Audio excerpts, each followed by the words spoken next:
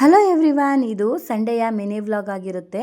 ಇವತ್ತು ಟಿಫನ್ನಿಗೆ ಕ್ಯಾಪ್ಸಿಕಮ್ ರೈಸ್ನ ಮಾಡ್ಕೊಂಡಿದ್ವಿ. ತುಂಬಾ ಚೆನ್ನಾಗಿತ್ತು, ತುಂಬಾ ಸಿಂಪಲ್ಲಾಗಿ ಮಾಡ್ಕೋಬೋದು.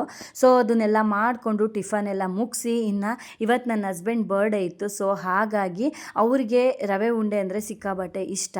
ಸೊ ಹಾಗಾಗಿ ಅವರಿಗೋಸ್ಕರ ರವೆ ಉಂಡೆನ ಮಾಡಿ ಎತ್ತಿಟ್ಟು, ಅದಾದಮೇಲೆ ಇನ್ನು ಪನ್ನೀರ್ ಮಸಾಲಾನ ಮಾಡ್ಕೊಳ್ಳೋಣ ಅಂತ ಹೇಳಿ ಪನ್ನೀರ್ ಮಸಾಲಾನ ಕೂಡ ಮಾಡ್ಕೊಂಡ್ವಿ. ಇನ್ನು ನೈಟ್ ಊಟಕ್ಕೆ ಇದಕ್ಕೆ ಗೀ ರೈಸ್ ಮಾಡ್ಕೊಳ್ಳೋಣ ಅಂತ ಹೇಳಿ ಸೊ ಅದನ್ನು ಮಾಡಿ ಎತ್ತಿಟ್ಟು, ಅದಾದಮೇಲೆ ನನ್ನ ಹಸ್ಬೆಂಡ್ ಕೂಡ ಡ್ಯೂಟಿ ಮುಗಿಸ್ಕೊಂಡು ಬಂದರು. ಅವ್ರು ಬಂದ ಮೇಲೆ ಎಲ್ಲರೂ ಕೂಡ ರೆಡಿಯಾಗಿ ಇನ್ನು ದೇವಸ್ಥಾನಕ್ಕೆ ಹೋದ್ವಿ.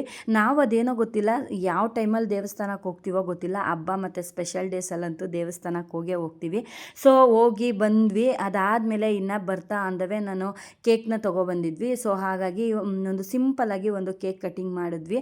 ಆಡಂಬರದ ಆಚರಣೆಗಿಂತ ಮನಸ್ಸಿನ ತೃಪ್ತಿ ಆಚರಣೆ ಮೇಲು ಅಂತಾರಲ್ಲ, ಹಾಗೆ ಇದ್ದಿದ್ರಲ್ಲೇ ನೆಮ್ಮದಿಯಾಗಿ ಬರ್ಡೇನ ಕೂಡ ಸೆಲೆಬ್ರೇಷನ್ ಮಾಡಿದ್ವಿ. ಸೊ ನನ್ನ ಹಸ್ಬೆಂಡು ಕೇಕ್ ಕೂಡ ಕಟ್ಟಿಂಗ್ ಆಯಿತು. ಅದಾದಮೇಲೆ ಇನ್ನು ಎಲ್ಲರೂ ಕೂಡ ಅವರಿಗೆ ಕೇಕ್ ಎಲ್ಲ ತಿನ್ನಿಸಿ ಹಾಗೆ ವಿಶ್ನ ಮಾಡಿದ್ವಿ. ಅದಾದಮೇಲೆ ಇನ್ನು ನಾನು ನನ್ನ ಹಸ್ಬೆಂಡಿಗೆ ಹೇಳಿದ್ನಲ್ಲ, ಒಂದು ಗಿಫ್ಟು ಕೊಡಬೇಕು ಅಂದ್ಕೊಂಡಿದ್ದೀನಿ ಅಂತ, ಅದನ್ನು ಕೂಡ ಕೊಟ್ಟಾಯಿತು.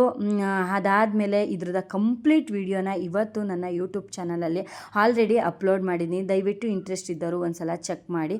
ಸೊ ಅದಾದಮೇಲೆ ಇನ್ನು ನಾನು ಗೀ ರೈಸ್ ಎಲ್ಲ ರೆಡಿ ಮಾಡಿ ಇನ್ನು ಎಲ್ಲರೂ ಕೂತ್ಕೊಂಡು ಈ ಥರ ಊಟನ ಕೂಡ ಮಾಡಿದ್ವಿ. ಇನ್ನು ಹಾಗೆ ನನ್ನ ಹಸ್ಬೆಂಡ್ ಬರ್ಡೇಗೆ ತುಂಬ ಅಂದರೆ ತುಂಬ ಜನ ವಿಶಸ್ನ ತಿಳಿಸಿದ್ದೀರಾ. ಕೆಲವರಿಗೆ ರಿಪ್ಲೈ ಕೊಟ್ಟಿದ್ದೀನಿ, ಕೆಲವರಿಗೆ ರಿಪ್ಲೈ ಕೊಡೋಕ್ಕಾಗಿರಲಿಲ್ಲ. ಸೊ ಈ ವಿಡಿಯೋದ ಮುಖಾಂತರ ಹೇಳ್ತಾ ಇದ್ದೀನಿ, ಎಲ್ರಿಗೂ ಥ್ಯಾಂಕ್ ಯು ಸೋ ಮಚ್ ಅಂತ. ಹಾಗೆ ನಿಮ್ಮ ಈ ಪ್ರೀತಿ ವಿಶ್ವಾಸ ಯಾವಾಗಲೂ ಈ ನಮ್ಮ ಪುಟ್ಟ ಫ್ಯಾಮಿಲಿ ಮೇಲೆ ಇರಲಿ ಅಂತ ಕೇಳ್ಕೊತೀನಿ. ಸೊ ಈ ವಿಡಿಯೋ ಇಷ್ಟೇ. ಈ ಮತ್ತೊಂದು ವಿಡಿಯೋದೊಂದಿಗೆ ನಿಮ್ಮ ಜೊತೆ ಸಿಗ್ತೀನಿ. ಬಾಯ್.